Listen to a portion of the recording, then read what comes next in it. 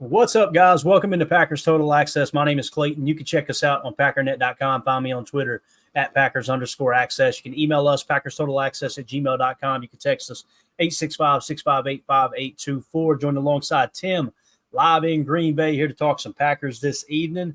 Tim, how we doing, sir? Great, man. Happy to be back. Talk a little ball. It's good. Get caught up on all the, the drama and, all the BS. Gotta love it, right? Yeah. Yeah. For some people, this was a great sports talk day, Tim. Oh, yeah, I'm sure. I'm sure it was. Like us, we hate it. Yeah. I just get on here and try to play both sides and not be like, listen, let's don't hate the general manager for the suspension. Let's don't hate the player. He's human. That's kind of the fence I try to straddle. But anyway, though, with that being said, let's do this. Let's start this thing off right and give a shout out to the good folks over at Ticket King, the official ticket provider of Packer Fan Total Access Live. Wisconsin-based since '92, specializing in Packers tickets. They are Wisconsin's largest ticket source, with offices next to Lambeau and in Milwaukee. Just click on the link in the video description that'll send you to theticketking.com, where you can register for free as a customer and go ahead and start shopping for your Packers tickets. Again, that's Ticket King, the official ticket provider of Packer Fan Total Access Live. All right, so first things first, Tim, let's just dive into it. If you want to keep an eye on the chat too, and full disclaimer from earlier today, guys, stomach virus is still here. I'm trying to eat some Doritos right now, try to keep everything in check, a little saltiness. But if I have to step away, you know what's going on there. We'll keep on. We'll push on through here, and Tim will hang out with y'all in the chat for a second. So we'll hit those super chats for you. Get you some salt, right. Bag of saltines or something over there. Exactly.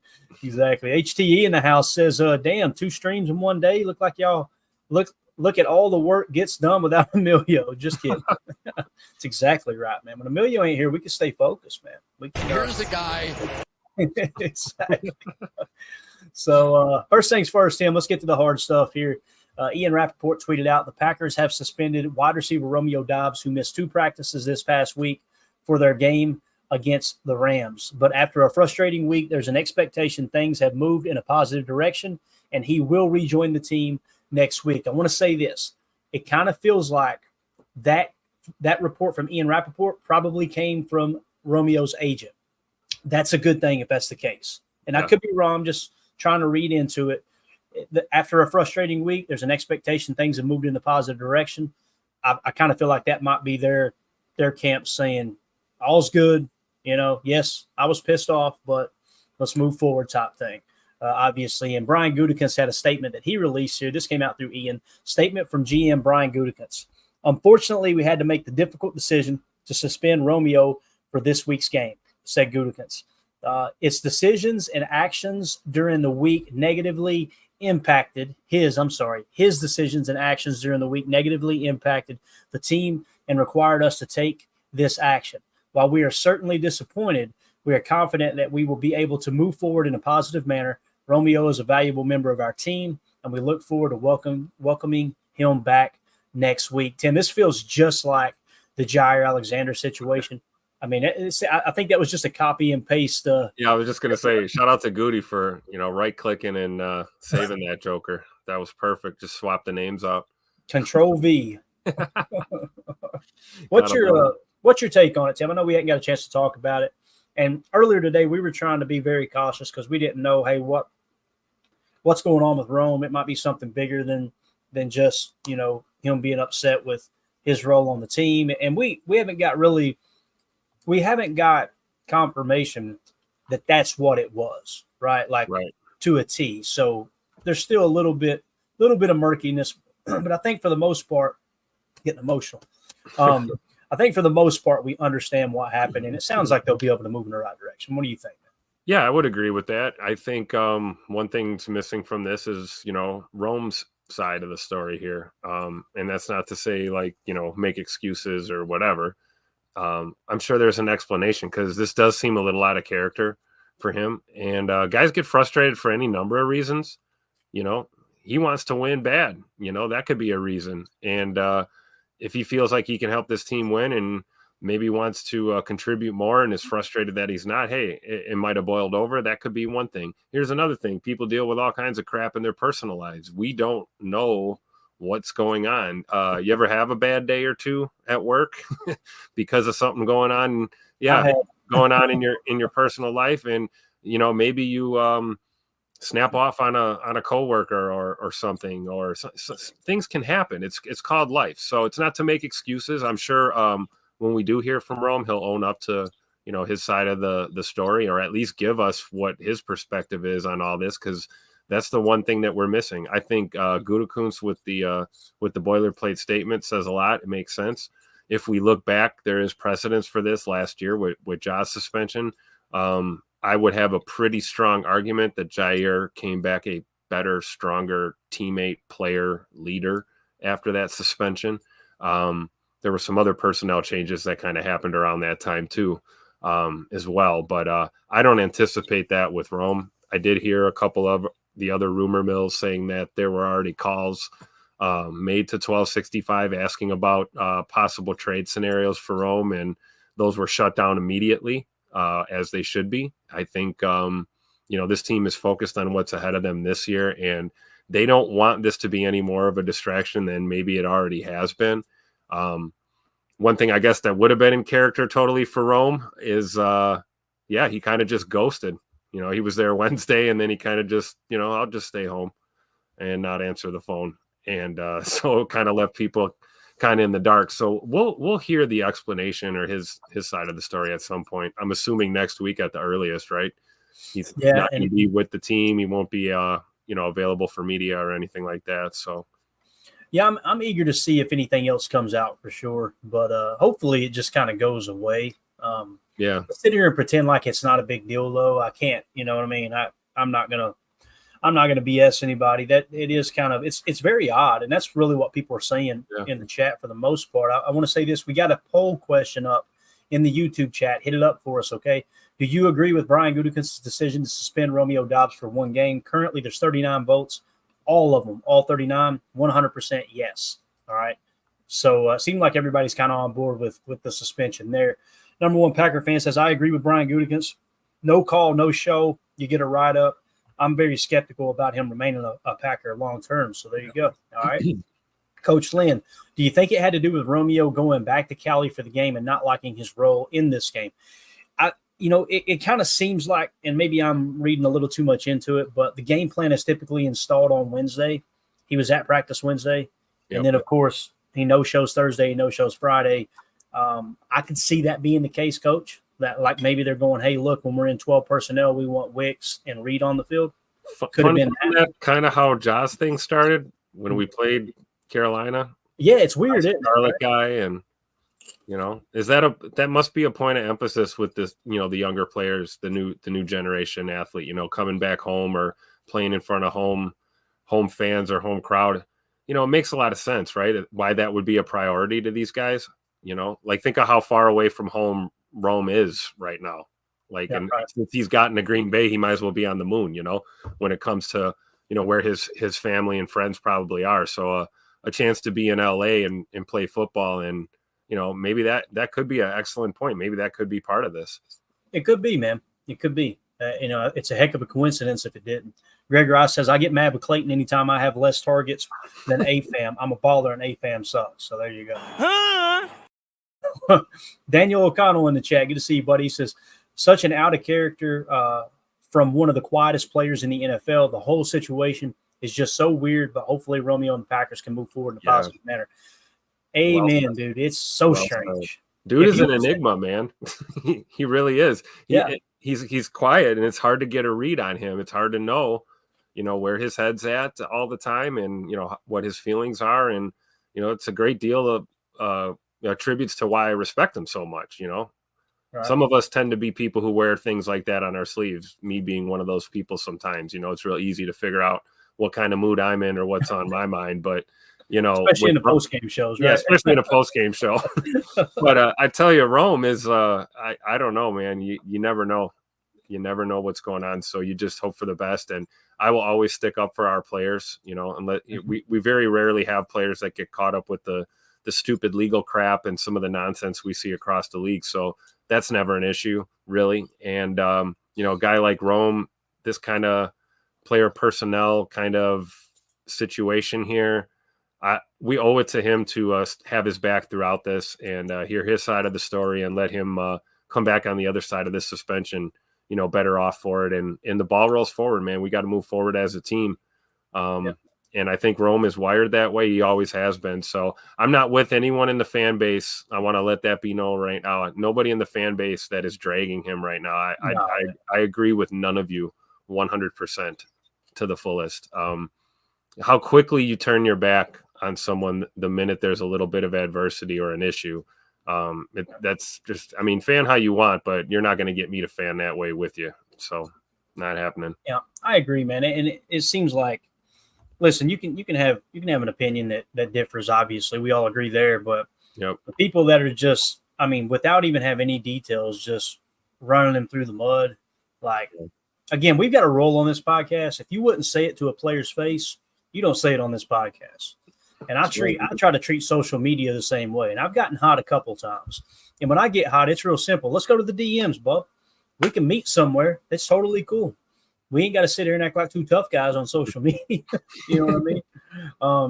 I am kind of eager to see how the draft's going to go, Tim, because there's been a lot of people mouthing to each other.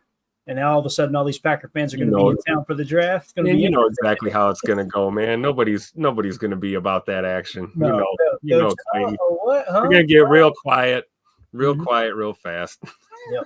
2-0 for this in the chat said, Greg, you have at least 65%. 65%. That's what of my targets. So there you go, Greg. You got a fan in the house with 2-0 for this.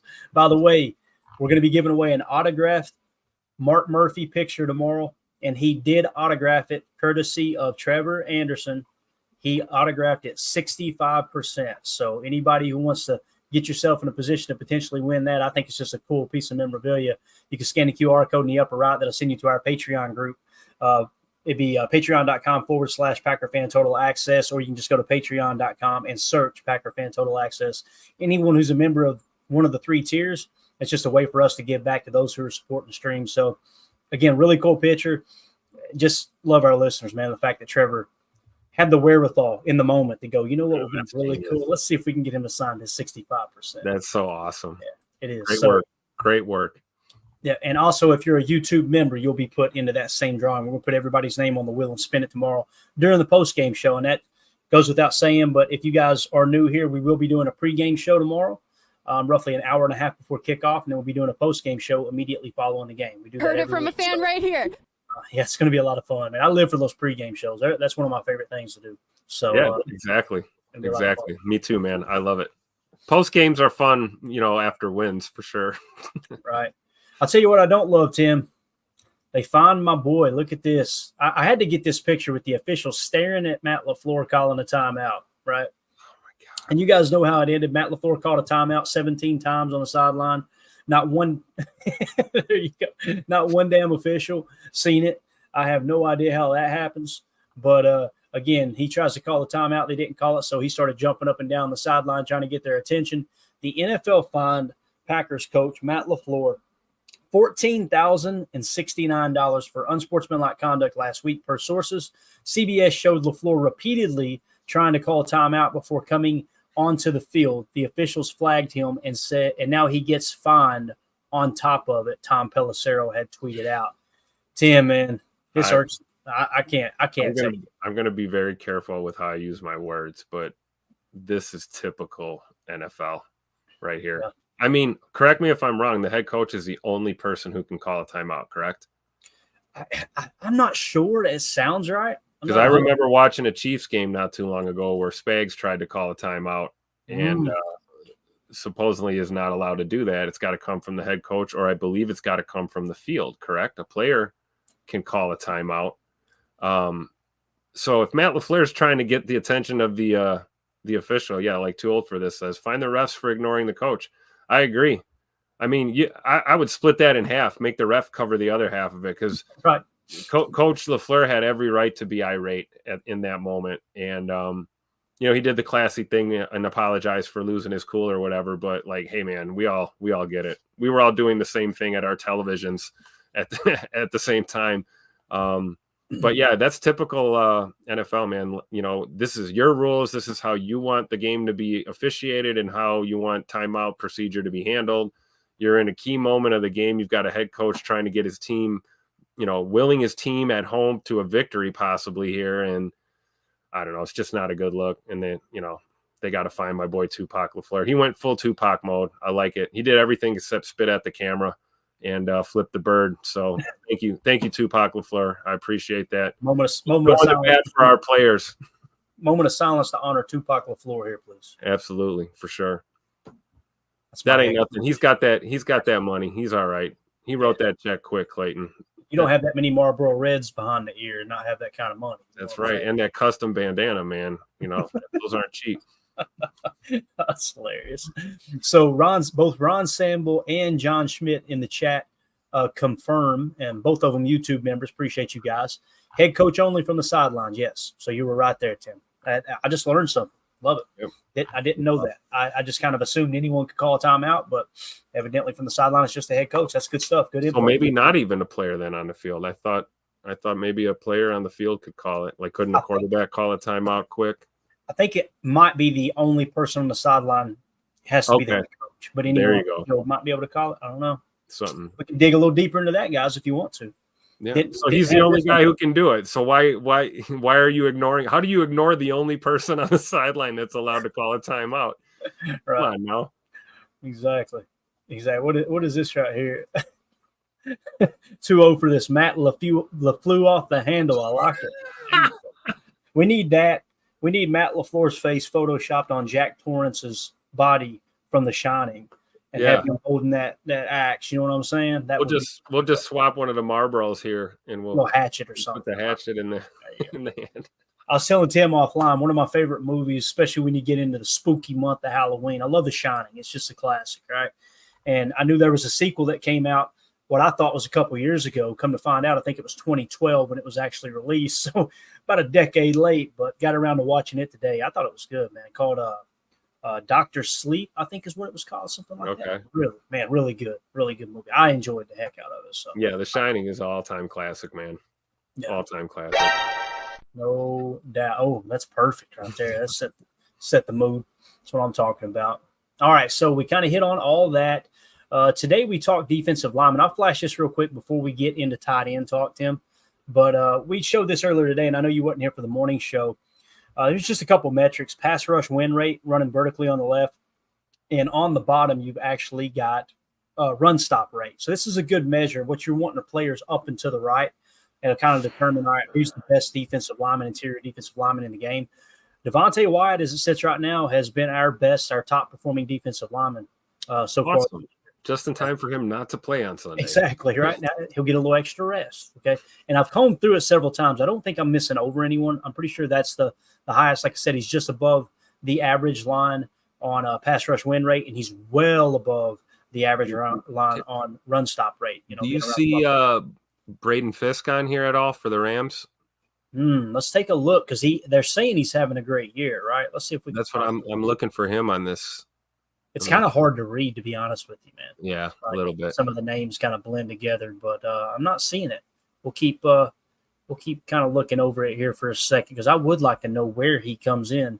I see Brown there, Brown the third from the Rams.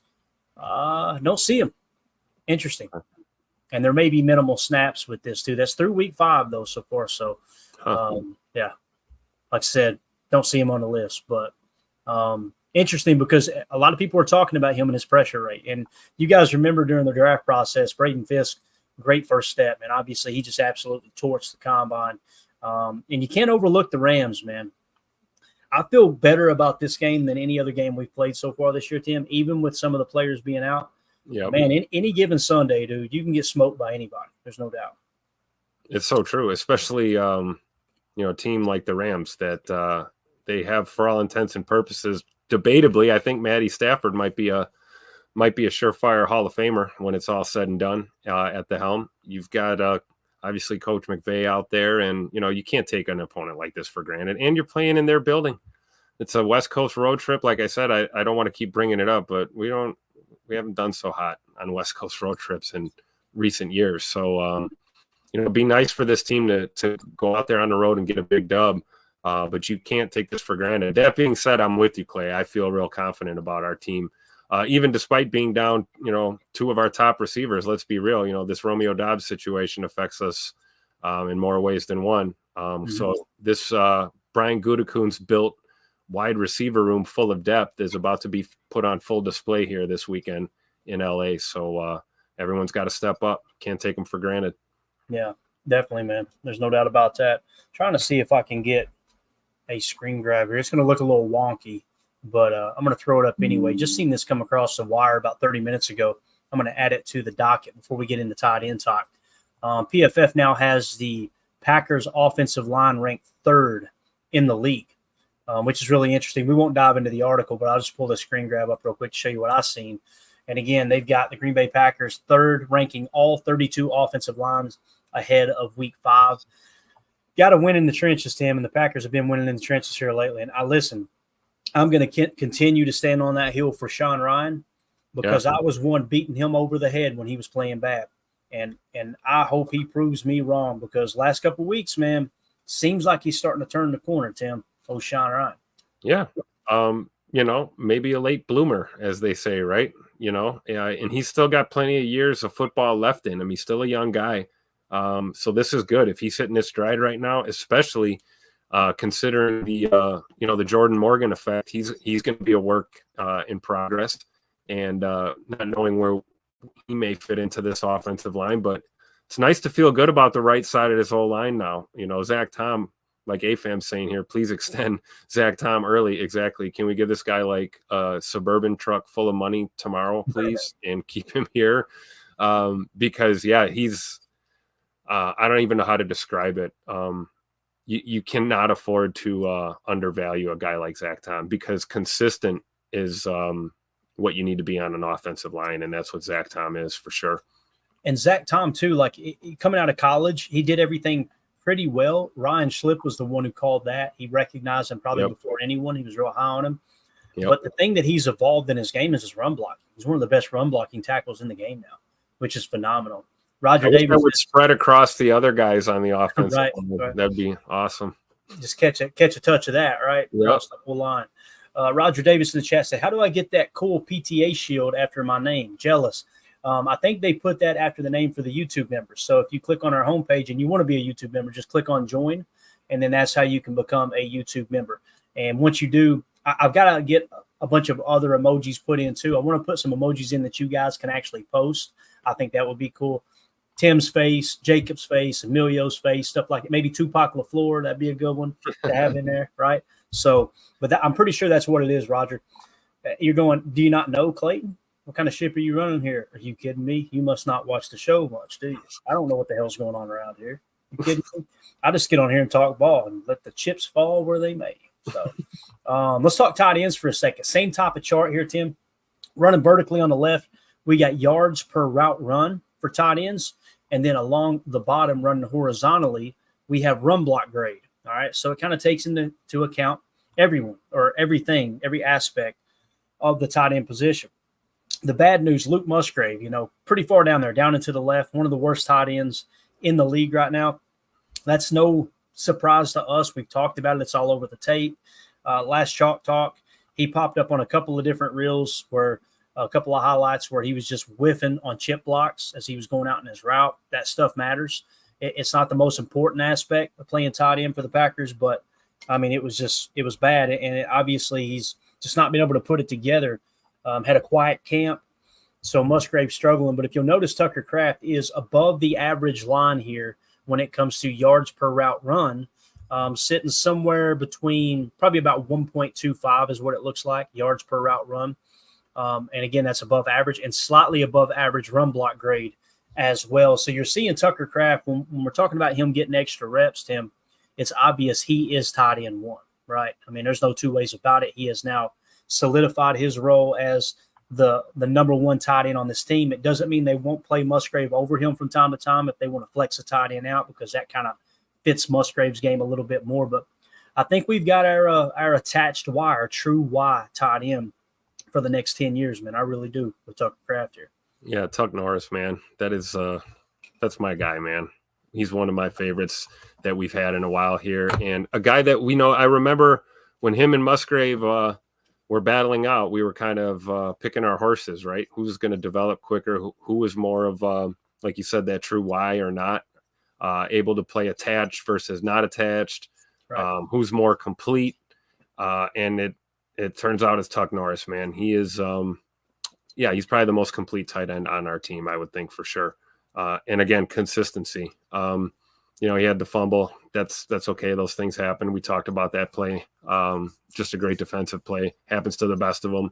And I think Tucker has that ability to be one of those top 10 type tight ends consistently. Another guy with a lot of football left in him. If he can stay healthy down the stretch, that'll be great.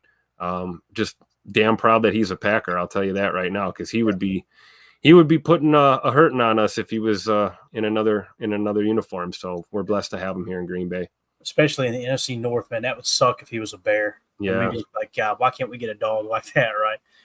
Craig in the chat says, from what I'm hearing, Romeo has some anxiety issues. If that's true, I want him safe mentally. Hopefully everything is okay with him. Amen, Craig. We kind of hit on it earlier. There was some stuff that came out of the combine interviews where multiple scouts said that he had a panic attack at the combine. So first and foremost, players' health, man.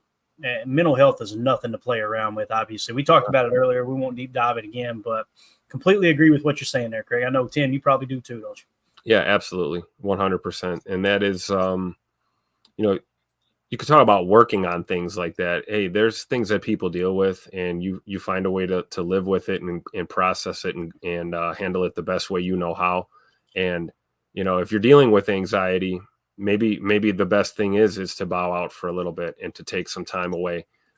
So we don't know. We're not that, like I said, we're not that close. We're not best buds with Romeo Doubs. So you never know. I did see that report also about the combine. And there were some other things on his, some of the scouts and things in his assessments before the draft too, they were talking about. And we knew that when we drafted him. Clearly we did our homework.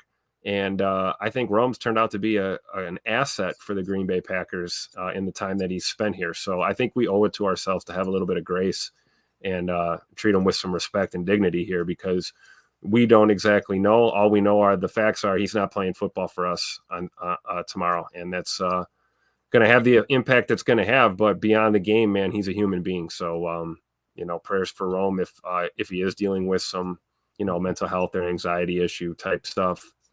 Hopefully that he gets through it and is dealing with it. Definitely. If you guys would take a quick second, hit that like button for us. Feel free to sub to the channel. We appreciate y'all making us a part of your Saturday evening.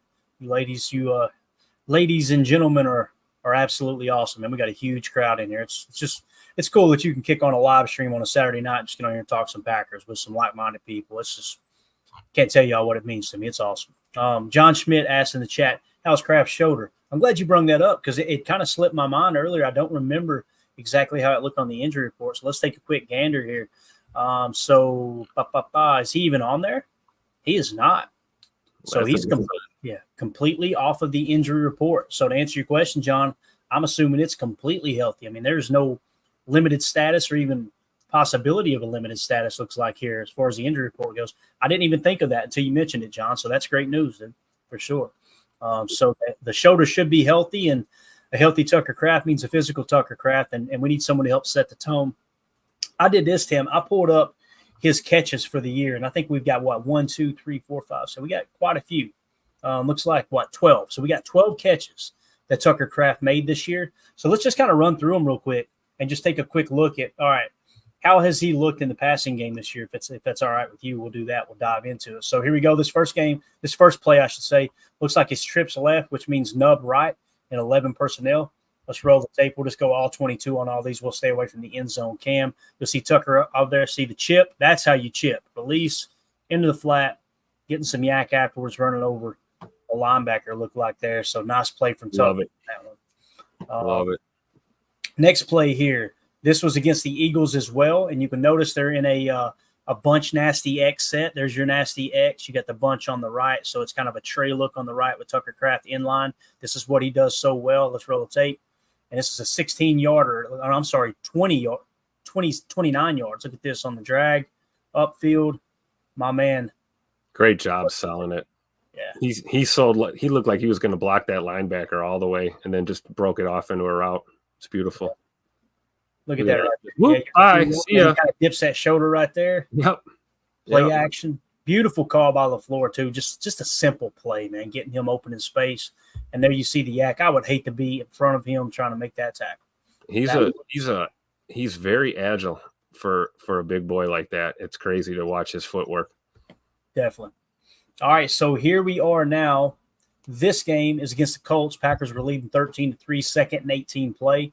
Looks like actually lost a yard on this play, so there's probably no sense in even watching it, to be honest with you. Probably gets tackled at the line of scrimmage. Just move it along. Like I said, I filtered by all of Tucker Kraft's catches, so we'll kind of pick some out here. Here's a nice play. This is Packers leading 17-7 in Nashville against the Titans. Looks like Tucker Kraft is actually attached wire right here, so they're in a nasty split. 11 dub, nasty, strong right out of the ace is what it looks like. So it looks like Malik Willis short right to Tucker Kraft, going to get 21 yards. Huge explosive play here against Tennessee. Let's watch it. Little cheap motion, so they went the bunch nasty essentially. There's another chip, release, delay. Get off of me. You kidding me, dude? You see this, Tim? Look at that. Yeah, I mean, that was like a chip on steroids. I mean, he occupied as a blocker. Look at that. I love how he throws them down too, and that's legal. Yeah, get off. You know what I mean? He just slings them on the ground. You take look him at out a bug off his shoulder. You just, excuse me. I love it. And look at him cut up the sideline, show a little bit of that speed. Let's go. Let's go. So he does. He has a deceivingly quick speed burst too. Mm-hmm. You know, we see that with Jaden Reed all the time, how he just hits the little afterburner and he's gone. It's like Tuck Norris has got a little afterburner too. Absolutely. Got that fueled by Busch Latte, you know?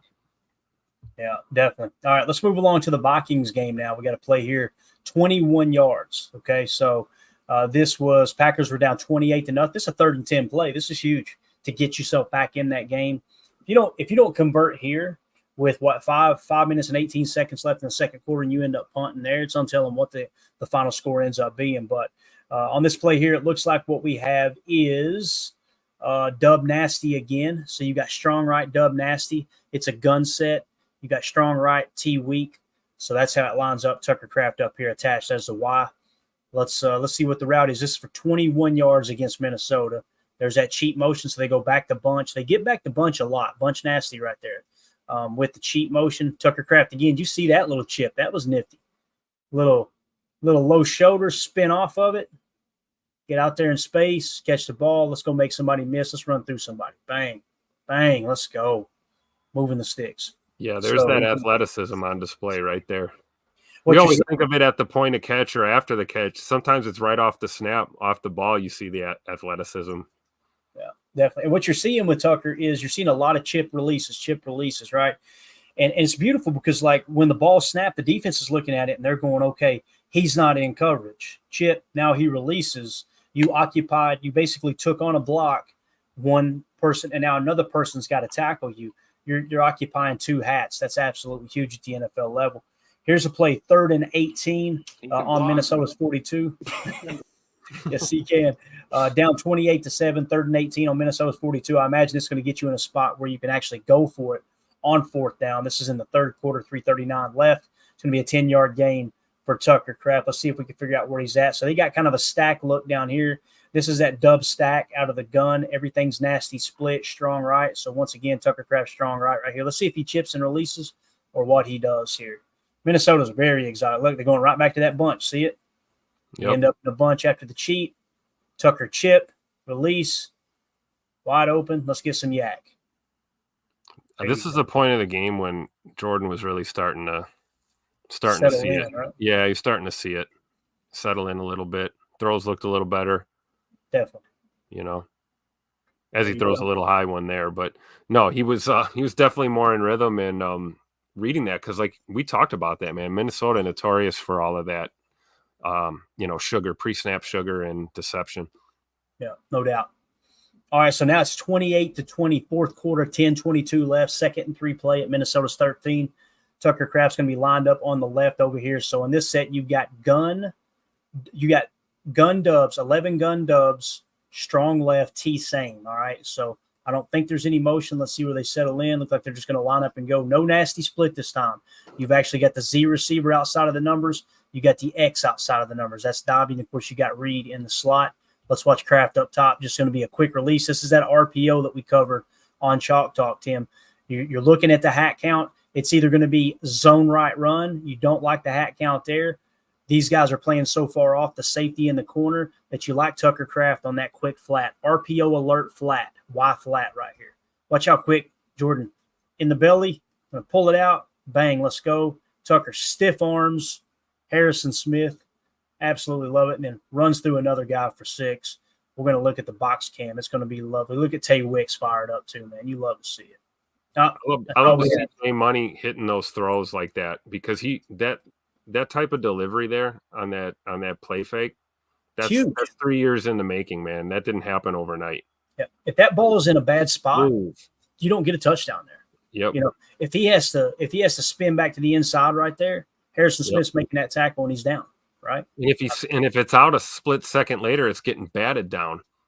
Yeah. At the line or pick sixth and housed. You know, that it's all about timing on those play action fakes like that. It's huge. And watch what Tim's talking about here. We'll go half speed. Look at the placement of this ball. You can't throw it any better. That's exactly where it needs to be. Yep. Away from the defender. Absolutely, man. Huge play there. So Tucker really coming into his own, man. And again, it could be better. Nobody's saying he's playing all pro level. But, man, we haven't had a tight end like this in some time, right? Oh, we do have the box cam. Here we go. Here's the guy. Look at that stiff arm right there, Tim. I want a poster of this right here, bro. That's Harrison Smith. That ain't no slouch. That's a good football player. Yep. Put him on the ground and bang. Love it. All right, so that's just a quick glimpse into Tucker Kraft and what he's done this year. We're not going to show the fumble because we're Packer fans. You know what I'm saying? We don't want to see the fumble. So that's just how – His receiving is tough. So I think tomorrow, the reason I wanted to mention Tucker, we had that chart, but I think tomorrow could be a huge game for him, Tim. I really do. I think that the stage is kind of set for them to use some of those leaks. They get a lot of pressure on the quarterback, but they don't have a high sack rate, which means they're coming through free, but the ball's coming out, and the secondary are allowing big plays behind them after the blitz. I think that spells success for Jaden Reed in the slot. Dontavion Wicks is going to probably play outside in place of Romeo Doubs. He'll probably be your boundary X. And if Christian Watson doesn't play, I imagine Bo Melton would be your Z. So that's probably how that'll shake out. You'll have, again, I think you'll have Dontavion Wicks as your boundary X, Romeo Doubs' spot. You'll have Jaden Reed playing the normal slot and the F position. And then you'll have Bo Melton playing Z. It doesn't mean Malik Heath won't be in the lineup. I think he'll get his share of snaps too. Yep. But and doesn't mean we won't see Josh Jacobs involved in this pass game a little bit. Oh, yeah. We might smell that first receiving touchdown coming here soon on the road, and never know. Right. John Schmidt says it's going to be fun to compare Tucker to Laporta for years. And listen, I'm not going to sugarcoat it. Laporta is a good football player, boys. That man is a hell of a football player. Dog. Great tight end. So from tight end you as well. So the other player we mentioned, Tim, obviously is Dontavion Wicks. And listen, he's had limited catches this year. I believe I've got them all charted here. So all we have is 8 catches. Does that sound right? Tay Wicks only has 8 catches through 4 games. I'm thinking it is, man. I could be wrong, but I got here on NFL Plus. Wicks primarily played out wide receiver in place of injured Christian Watson. 66% of his snaps coming as an outside receiver. Tay Wicks led the team with 13 targets, including 30% target rate, catching 5 for 78 yards, 2 touchdowns. Okay, so that must have been, that's from last week. So I don't know about on the year, but it makes sense because it seemed like kind of a slow start for Mr. Wicks this season. Yeah, let me just double check real quick and see what his reception. I want to make sure we got all of his catches here. Okay, so let me go stats. Bang. What do we got total? Yep, 8 catches. 8 catches for 104 yards. This is awesome, Clayton. You're right about this NFL Plus. This pro, it's something beautiful. It is, man. Somebody they finally got their head out of the rear end and said, you know what we could do that would be really cool. So there we are. All right. So here are all of Dontavion Wicks's catches. Okay, this first one comes in the first quarter, 3:23 left. In the first, Packers are leading the Colts 9-0. They're at Indianapolis's 14-yard line. This is Malik Willis. You guys remember This is going to be the quick out route. It was a flood concept, if I remember correctly, Tim. So it's basically if I remember, it's either going to be a deep corner or a go from Romeo. It's going to be a quick out from Dontavion Wicks, and then going to be an underneath choice route for, I think that's Reed underneath. But let's watch Wicks right here. I guess he'd be in the slot, and Jaden Reed would be the F here in this situation. He's going to motion over, come back with the, what do we call that, zipper or yo-yo, right? Here we go, setting up the flood concept. So you see deep, out, underneath, shallow out here, right? And it's a choice route. Look at that. Actually a one-handed catch. Beautiful grab for a touchdown. We seen that, man. I thought, okay, Tay Wick's going to have a monster here. Just struggle. Great route, man. Yeah. Look at how he ran that route. Watch him stick that move, and then when he goes to the outside, he stays flat. See how he's parallel right about the 9-yard line? That's hard to do, man. Yeah, that is not easy. Yeah. Because he's got to do that. He's got to run that route like that. Look where the ball placement is. It's a really good throw by Willis. It's a great throw, man. It really is. So, again, there's Tay Wicks with the 14-yard touchdown. All right, here's a catch for 5 yards. Probably something simple. We're going to hit it anyway. This is against Indy. We won't talk about the game situation. Let's just let's hit it here. It's a touchdown again. See, some of them they mess up. Like this is showing for 5 yards here. So it's like they hurry up and get the film in, and sometimes they screw some of those up. Here's the 5-yard catch against the Colts. Let's see where Tay Wicks ends up. So just a little sit route, right? What we're trying to do is get an idea of, okay, where have his snaps been? That last one was a slot running an out route. This time he was in a slot running a curl, okay? Because he's going to be probably playing on the boundary this week. Let's see what this one is. 7-yard gain against Indy. Where's he lined up? All right, so they got this kind of – it's like a semi-stack, like a trips look over here to the left. He's going to be the outside receiver here. Let's see if they motion him. They didn't. Going to run an out route. So they're working him on the outside quite a bit. What a grab. Look at this. You see that grab? Oh, that was a toe tapper. I remember this. Yeah, look at that. Great catch. See if we got a box cam for this. That would be lovely. Yeah, if we could see that angle, it's even more impressive. Yeah, here we go. This is what they talk about when they talk about body control. Look at this. Beautiful, dude. Absolutely gorgeous. That's what's so frustrating about the drops this last game, right? Yeah. It's like, because you see him do that stuff. Here he is for 11 yards. I think every once in a while we get reminded that these guys are human, right? I mean, right. you see that play and it doesn't look human, and then you see him drop one right on the numbers, and you're like, oh, that's right. He's a human. Here he is lined up. I'm pretty sure this is him at the bottom. I could be wrong. I think that's him. He's going to be the Z. So it's probably Romeo Doubs in the X, Jaden Reed in the slot, and then Dontavion Wicks in the Z. If you're wondering how we determine that, the X is always on the line of scrimmage, opposite the tight end. That makes him the X. And then on the tight end side, opposite of the X, is your Z receiver. And then in between the offensive line or the tight end and the X is going to be your slot, and vice versa if it's on the Z side. Let's see what Tay Wicks does at the bottom on this route here. All right, so orbit motion on this play, Tim. Probably just going to be a swing pass, ain't it? Yep, getting out there in space, trying to make something happen. Good yak there. Look at that. Considering how late that ball got out, you see how late that ball got to him? Yeah, no doubt. I mean, he was out there for an hour. Look at all by himself. If you get that pass out while this defender is on his heels. Oh, my gosh. Could be a huge play. And it was a low pass, so it wasn't like he was able to catch it. And yep. You know what I mean? So he made one guy miss, 2 guys miss. Took, 4 defenders to take him down. Yeah, that's like – talk about making something out of nothing, right, Clay? I mean, this play could have been dead at the 20 if it weren't for Wicks. I mean, he just shook that first defender right here. Bye. See ya. He's fearless with the football too, man. There's no doubt about it. Just got to get the drops cleaned up. And he knows that. He knows that more than anyone. All right, here's an 8-yard gain. Let's see where he's at on this play. Looks like we're just going to get the box cam on this one. No, it's the same one again. Yeah, I don't know why it's doing that, and it drives me crazy. Orbit. Oh, it might be the camera here. See sideline and end zone. It might be showing you one of each for each play. Yeah, but once I click on it, you see how it is already. It's resetting. It should be. It should have already triggered, but it didn't.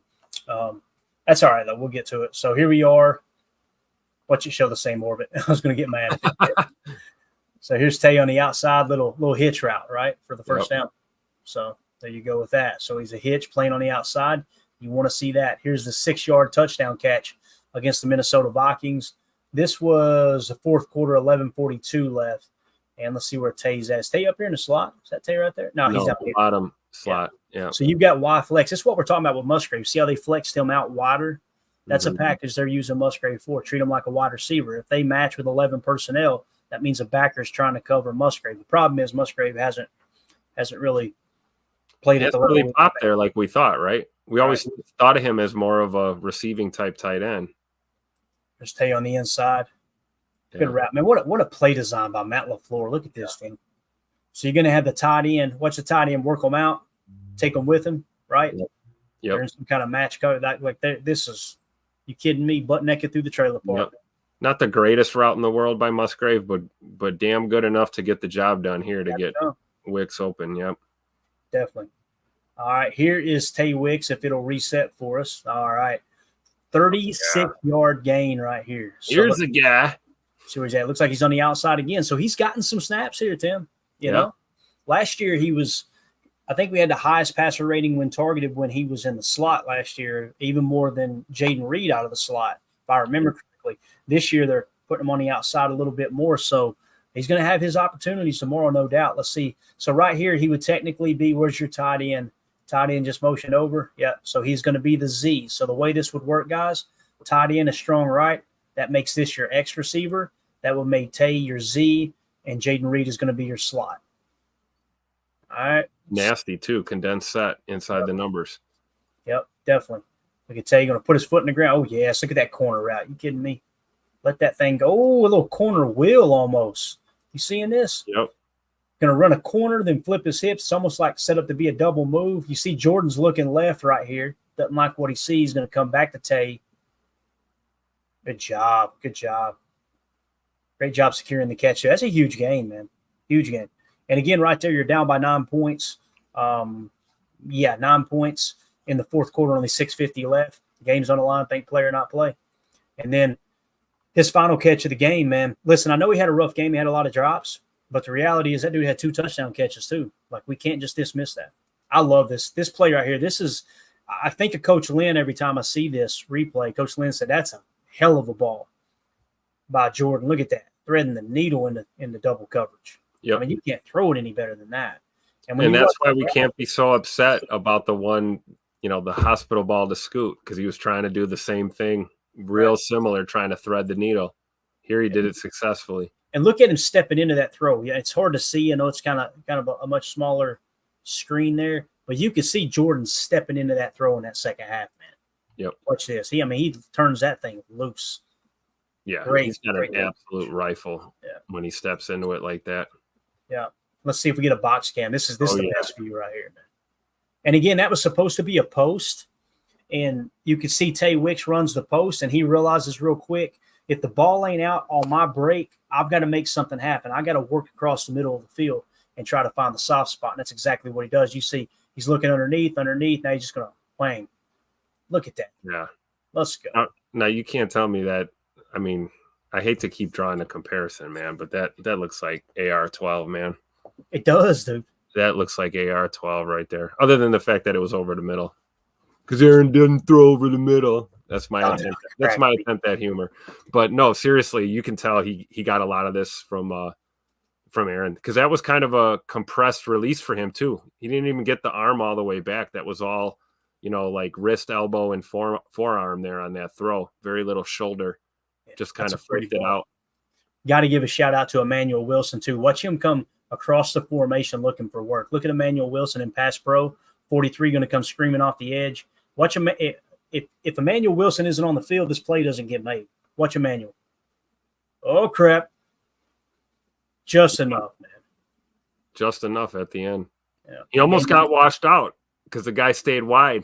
Right, he came back to the ball. Great job by 31, man. Yeah. So, again, the reason we showed Dontavion Wicks and Tucker Kraft is we wanted to give you guys an idea of what to expect tomorrow. I think those two players probably going to get plenty of targets tomorrow. I do. Jaden Reed's going to get his, but if there's anyone that Sean McVay and his defensive staff are looking at as a Tuesday player, it's Jaden Reed. They're going to go, we got to take 11 away. You take 11 away, it's going to create a lot of opportunities for Tucker Kraft and Dontavion Wicks. Dontavion on the outside, whether it's the Z or the X, wherever they decide to put him. And then, of course, Tucker Kraft on some of the leaks underneath. It's going to be huge. It's going to be absolutely huge. So, All right, so we got that taken care of. Let's jump into one more thing, Tim. It's going to be the last night that we're actually going to be covering the preview for this game. Let's go to Next Gen Stats. If y'all give me just a second, I'm going to go to where's it at? I think it's here, Game Center. And let's look at last week's Rams tendencies here. Okay, we're going to look at the throw chart. We're going to look at their running as well. So we had LA at Chicago. All right. And let's go ahead and slide this down here so we can see. All right. So this was Matthew Stafford's throw chart against the Bears. Okay. And you see it's pretty even across the board. He got kind of hot right, short right, and mid. And then, of course, he hit the deep shot there, deep left for 25 yards. But for the most part, Tim, they're keeping the ball underneath. And we kind of talked about this. We broke down one of his top receivers right now is Tutu Atwell, with Cooper Kupp and Puka Nacua being out right now. And Atwell loves to run outs and digs. That's kind of his moneymaker. And I'm telling you, what you've got with Matthew Stafford is playing real simple play action football, selling the hell out of that play action, getting the backers to bot, and hammering the digs and the outs right over top of it. You're getting those guys. The hell out of man-to-man defense, and we should be all please, right. For the love of God. And here's what's crazy. When you break down the numbers too, though, they've had less success against cover one man. And I'm going, don't take the bait, half. Don't take the bait, for God's sakes. Please don't do it. Hey, this will be the one, though. I got a feeling we're going to see Quay Walker not drop an interception in this game. This is the one. I'm all about it, man. So, Matt Stafford last week, I apologize for munching in the mic here, but hey, you're still with us, man. The Doritos are working. It is. Every time I get a little, get a taste of that nacho cheese there and the salt helps just a touch. So with Stafford, his numbers against the Bears, and the Bears have a pretty stout defense, man. I don't know if we have the actual numbers. We don't have them pulled up. I could look at it defensively. We should probably do that too. We'll do that here in a minute. We'll look at team stats. Just don't let me. By AFAM here real quick. Stafford will overthrow from time to time. We have seen that. We have seen him sail a few. So, maybe Xavier McKinney with his fifth game in a row would have picked two here on an overthrow. And the big thing, that's where the interception came, was between 10 to 20 yards. Looks like on maybe an out route on the left side here. You can see my cursor. Yeah, right here. So that's where the pick came. He was 0 for 3 in 10 to 20 yards sideline left. Okay. So that's kind of a cold spot. What you want to do is cover up these hot spots, right? Right down the middle of the field is going to be huge. That's where he really likes to attack. Between 10 to 20 yards, what we were talking about with those play action digs, he was 5 for 5 for 86 yards.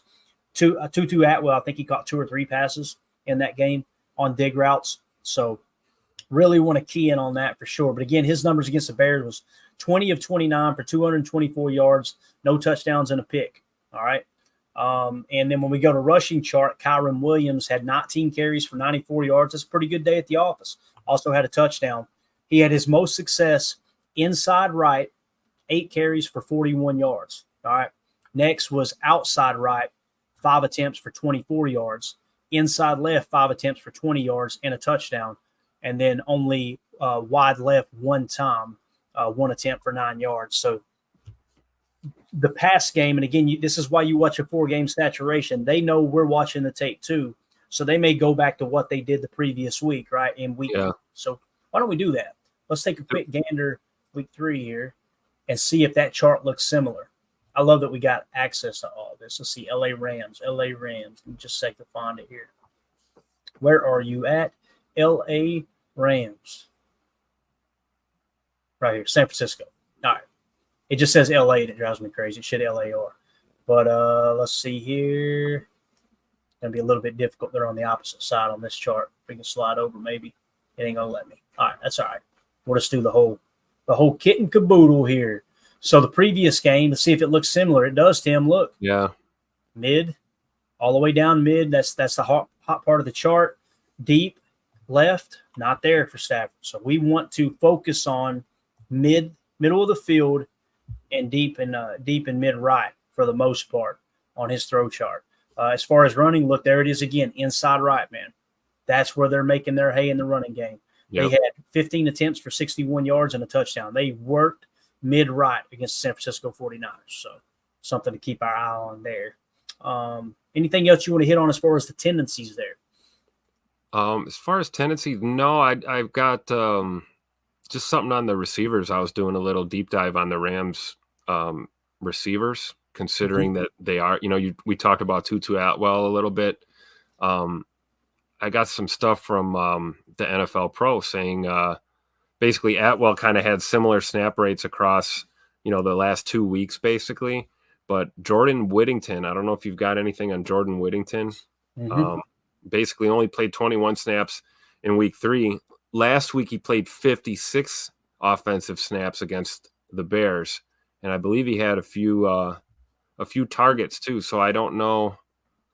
I'm just trying to think of like weapons that Stafford really has to go to in this pass game. You named the two. It's Whittington and it's Tutu Atwell.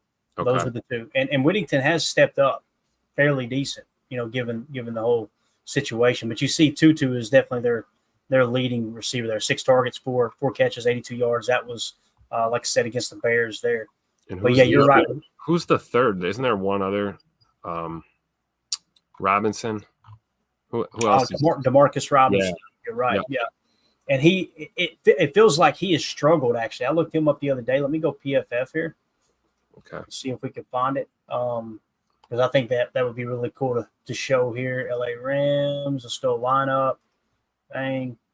So Robinson, he's got a 65 grade right now. It's not on the screen, is it? No, it is. All right. I'm sorry. Let me pop it up here real quick. Here we go. Bang. All right. So, yeah, Demarcus Robinson, a 65 PFF grade as it sits right now. Of course, it disappears now. There we go. So 65. And you see throughout his career, 58, 54, 60, 54, 60, 51, 65, 70, and sitting at about a 65 this year. So that's about where he goes. Now, he has this year so far has snaps 63 out of the slot, 163 out wide. And here you see he had 31 passing snaps this last game in week 4 and 21 running snaps, meaning he was in it receiver on running plays, right? Okay. So that's where he's sitting right now, though, is a 65 offensive grade. Now, here's Atwell, 78.2, 12th highest graded receiver in the game right now. That's been a pleasant surprise for them with Cooper Kupp and Puka Nacua being out. So that's going to be the main focal point in the receiving game. And then obviously you've got Whittington too. He's grading out as the 29th. The 22nd best wide receiver, 6'1", 204, a little bit bigger. Now his snaps have come a little more versatile. 48 in the slot, 57 out wide. He's been in the backfield 3 times, so they probably use him a little bit like we use Jaden Reed from time to time, not near as dynamic. They've actually played him in line on some of them nasty splits as well, how we do Christian Watson sometimes, kind of kick him in on the wing and that type of look. So that's how their weaponry looks. Their offensive line pretty bad in the middle, right? Yeah. And we talked about that last week. The weak spot of the Minnesota Vikings offensive line was the middle, and we stunned it all game long. I hope Hafley, this is a game where he goes, all right, let's pin our ears back in the middle. Let's stop with the run stunts. And that's what they were doing a lot with Minnesota. They were running run stunts to kind of help control Aaron Jones. Yeah. When you slide horizontally in that run gap game, it's people don't want to hear it, but it's very similar to a 34 jam 2 gap approach. You're not penetrating, you're engaging and sliding left to right to take those running lanes away, kind of hold the running back at bay. But I hope in the middle of this week they kind of turn them loose and let Kenny and obviously Wyatt's going to be out. So if it's Carl Brooks, TJ Slayton, whoever's in there, Kobe Wooden will probably be active. I imagine Carl Brooks will get quite a few snaps because the LA Rams play 11. They play in 11 personnel more than any other team in the league. Okay. So we're going to see a lot of nickel sets. So I imagine it's going to be Kenny Clark, Carl Brooks, but who knows? This might be a week that they turn LVN loose on the inside too. Could do that. I would love to see it. We've talked about that versatility, right? We can kick him inside. This may be the game we see it. Could be, man. Could be. So there's a little PFF preview for you there that we didn't have on the docket. Nice work. I like it. Heck yeah. Let's go to team statistics real quick and kind of see where they're ranking and get this squared away on this NASA computer over here that I still don't know what the heck I'm doing. I think I got it pulled up on mine too. Yeah, I got it right here. We're good. All right, so go ahead and share the screen. This is going to be your team statistics, and you guys know I've got a handful of stats that I think are most important. Let's start on the offensive side with scoring offense, and let's go points per play. Let's see how the LA Rams are shaking up. Let's see here. LA Rams are 20th in the league at 0.314 points per play. All right. So they're 20th in scoring. When you go total offense, we will go yards per play. So let's see how they're doing yards wise. Remember, they were 20th. LA Rams in yards are 19th, right around the same spot at 5.2 yards per play is what they're averaging. Okay. If we go to rushing offense and let's go yards per rush attempt, the LA Rams are actually 26th at only 3.7 yards per attempt. All right. So that kind of gets me going, maybe take a little focus off of Kyren Williams and key in on the play action. Don't bite as hard on the play action. They get the run going. You can always adjust the game plan. That might be the way to approach that. And then passing offense, let's see how potent they've been without their two best receivers. Here is yards per pass attempt. Let's see how effective they've been. 15th, even without those receivers, Tim. 7.5 yards per attempt. Yep. Middle of the pack. Really the top half of the league. So that screams Sean McVay, too. I don't think the personnel matters. I think, Coach McVay is going to throw that ball around the yard. I was looking at the matchup insights here on the NFL Pro with the performance trend. Matt Stafford has thrown for less than 2 touchdowns in each of his last 5 regular season games dating back to last year. So now he's down premier targets in the pass game. Do you think that means they're going to have him throwing the ball less? If anything, we should be really conscious of the fact that I think you're right. We're going to see a lot of nickel sets because they're going to try and take shots, and hopefully they make some mistakes there. But we have to be disciplined against the run. We can't take that for granted at all. But I would fully anticipate them trying to sling the ball around tomorrow for sure. I could see that. The other thing too, one of the insights on NFL Pro was they've had a lot of success running with a lot box with Kyren Williams. So you might want to load the box, but be less aggressive biting on the play action. You know what I mean? Play with a loaded box to deter them away from running the ball as much and drop those guys out deep. Kind of like the play that we showed earlier today where we had Quay and Edgerrin Cooper doing that double barrel look, that double A-gap mug, and then sinking them out 10, 12 yards down the field in zone coverage. Doing something like that. About lost it, Tim. Oh, no. Woo, hold on, man. Let me give me a drink. We're battling. We got this. We're almost You got done. it. Oh, man. It's the last of it's leaving you, right? You're fighting this off. You keep speaking that positive. So, again, if you kind of load the box and then sink those guys out deep, I think that might be the way to deter them away from running. Give them the illusion of a loaded box and then dropping them out. I Probably agree. be the way to go. Defensively, let's hit that real quick before we run out of good luck here on my end. Half's like, you all right? So team opponent points per play. All right. Points per play allowed. The LA Rams on defense, 31st, 28.8 points per game. I apologize. 28.8 points per game. They are next to last, Tim. This should be a big offensive performance. So we'll see how it shakes out. Now let's go to total offense, yards per play, where they sit. The LA Rams yards per play, quite a bit better, 19th at 5.2 yards per play. We're supposed to be on defense, aren't we? My bad. Scoring defense, right? We already hit on that. Opponent points per game, correct? Yeah, 28.8. So we got that. I'm seeing double right now, my man. This is LIVIN right here. We are living at the moment. Let's go opponent yards per play. Opponent yards per play, the LA Rams are dead last, Tim. 6.4 yards per play allowed, man. Wow. I didn't know it was that bad. Like, that's really bad, bro. So this is we're primed for a killer performance here, right? I mean, come on, we can lean on the run game a little. Let's run the ball. Let's throw the ball. Let's do it all. Why not? Yeah. I wonder maybe that, that could be this install on Wednesday that, that Rome might have not liked so much, because maybe it involved, really spreading it around and really, we're not leaning one-dimensionally here offensively. I think we're going to see Matt LaFleur open that playbook all the way up here tomorrow. Yeah. So yards per rush attempt, they're 28th. They're giving up 5 yards per rush attempt. All right. So should be able to run the ball effectively, at least on the surface it seems that way. And then we've got passing yards, opponent yards per pass attempt.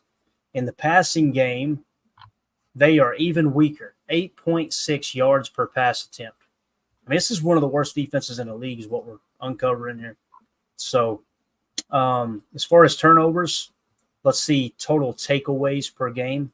Let's see how they're doing in the takeaway department. Oh, look at there. Green Bay leading the way still, 3 takeaways per game. Where are the Rams at? Are they taking the ball away at all?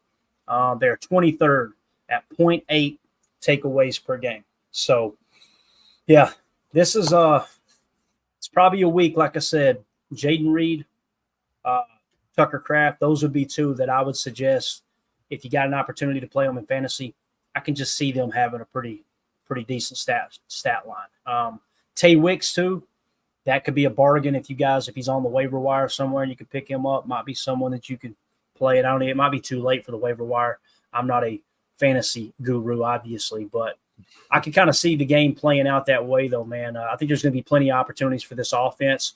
And the best thing you can do to help the defense is do the opposite of what you did last week. Take off to an early lead, right?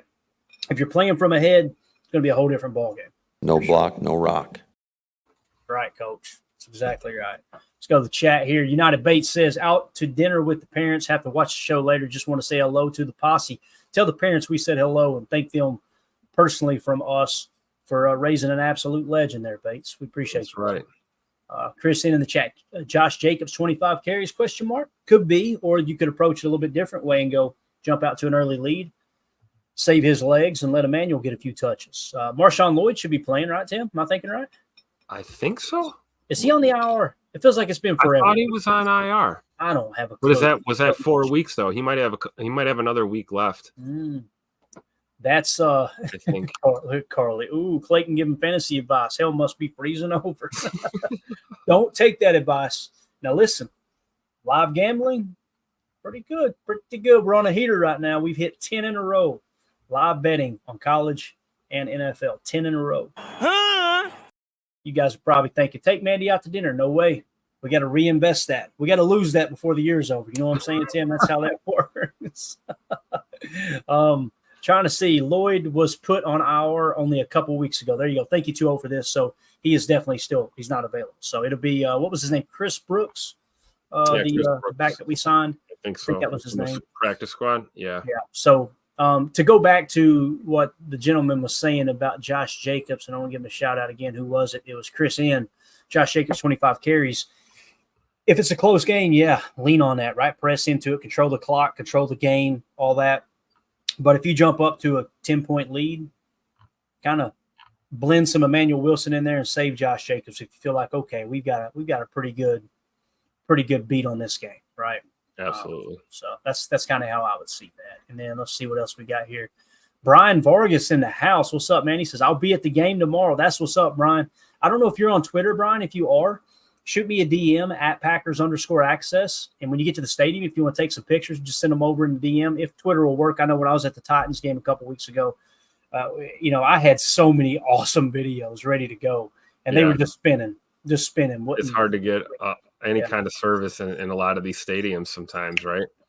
So if you do have access to Wi-Fi, whatever, and you get a chance, you take a cool video, picture, whatever, shoot it over to me at Packers_access, and we'll put it on the pregame show and the postgame show tomorrow too. If you get there tailgating early, we'll include it in the pregame show. That'd be awesome. I'll make sure I keep an eye on the DMs for that. So, Coach Lynn says, get a picture of this guy if you see him out there too.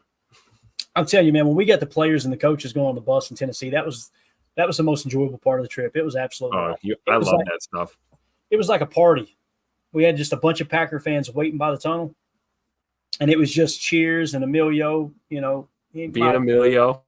We might have had a pop or two and was shouting every name or every sound drop that we have on the show. Got a retweet, got a quote tweet from Bo Melton, obviously about the cheese curds. So absolutely awesome. Emilio's priceless. That's on my bucket list, Clay. I got to get to a road game. I want to experience that one time as a Packer fan. Definitely. And, there's really not a bad stadium in the country. You know what I'm saying? Like, there's some really good spots to watch a ball game. I wanted to go to Charlotte a couple years ago and watch them play the Panthers, but it was Christmas Eve, and I'm a big holiday guy, man. I don't want to be on the road running a football game the night before Christmas, So right. Coach Lynn in the chat says Ford snaps tomorrow. I don't know, Coach. I imagine with Jonathan Ford. So with our boy Devontae Wyatt being out this week, all right. Let's think about the depth chart here. And I think do I still have a depth chart? I think I deleted all the depth charts. I did. So I'm trying to think. Jonathan Ford is kind of that nose tackle. He is the backup, if you will, to TJ Slayton. So the fact that TJ Slayton's healthy, I kind of feel like it would make more sense to maybe not activate him. And I could be wrong here, but if you don't activate him and you make sure that Kobe Wooden is activated, he's kind of that extra defensive tackle. I think that would fit. It'd be different if we were playing a team that had like a lot of 12 and 21 personnel. But tomorrow, like I said, they play more 11 personnel than anyone else in the league. So I guess my concern with Kobe Wooden is how many snaps do you think Kobe Wooden's going to get? It won't be same with Jonathan Ford. It won't be hardly any. Yeah. It's more of like an emergency thing. So the question becomes, who would you rather have on your roster, knowing that you're going to face a ton of 11 personnel? I think they run 11 personnel 81% of the time, so that's going to trigger your nickel set. Who would you rather have on the roster, Kobe Wooden or Jonathan Ford? If it was, like I said, if it was San Francisco, I'd probably lean toward Jonathan Ford.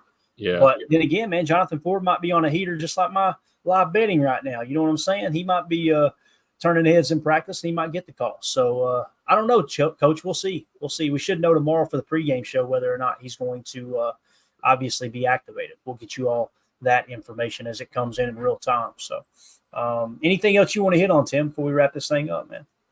Yeah, I'm with Jen Wright here in the chat. Receiving touchdown for Jacobs tomorrow. I'm speaking it into existence. I love it. Let's keep that vibe going. He's overdue. I completely agree, man. We got to get that out of the way. We've got to get it out of the way. Let's just call a little swing pass in the red zone, get them out there. Let them scamper in. That'll work. Exactly. Just combing through Twitter real quick to make sure I didn't miss anything. Everything is just pretty much reaction to the Romeo Doubs stuff. Andy Herman tweeted out, there's a difference between actually losing a locker room and how a narrative takes shape.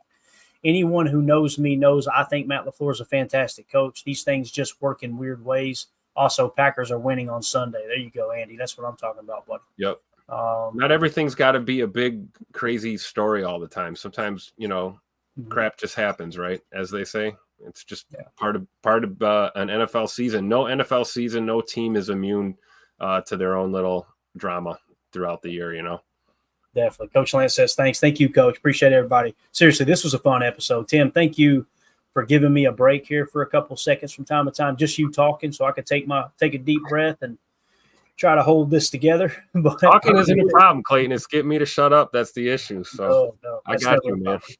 Never a problem on here, man.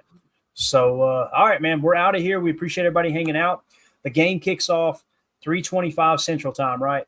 So we're going to go live at an hour and a half early, roughly, be a little bit before 2 p.m. Central. Is that right, Tim? That give us about an hour and 20 minutes before kickoff. We could just go right at 2, right? Right at 2. Let's do that. Let's go 2 p.m. Central kickoff, guys, for the pregame show. I'll make a note here, 2 p.m. Central. And, so we'll get the link up here soon and get everything put together. Hit that like button for us if you don't mind. Feel free to sub to the channel. Like I said, we'll be going live for the pregame, and then we'll also hit you guys with a postgame show immediately following Packers-Rams tomorrow. If you want to join our Patreon group, scan the QR code in the upper right. Really, really cool opportunity to be a part of that community. And then also we do giveaways out of that. Tomorrow we're going to be giving away an autographed Mark Murphy picture that is signed 65%. So make sure if you want to get in on that, you're either a YouTube member or you're a member of our Patreon group over at patreon.com/PackerFan Total Access. Tim, you have the last word, sir. Go Pack, go. Green and gold till we're dead and cold. As always, we're getting the dub on the West Coast trip. We're going to have all – yep, there it is. I was looking for it, and you found it. Tupac LaFleur in full effect. Hey, to live and die in L.A., right? So let's go do it. Both teams looking for a win here. I think it's going to be a pretty competitive game. Hopefully we boat race them. It'd be nice. We're due for a boat race, but I think the Packers win either way, even if it's a close one. So I'm just excited for pregame show. We'll do the final breakdowns and analysis tomorrow, just before kickoff right here at 2:00. Really excited.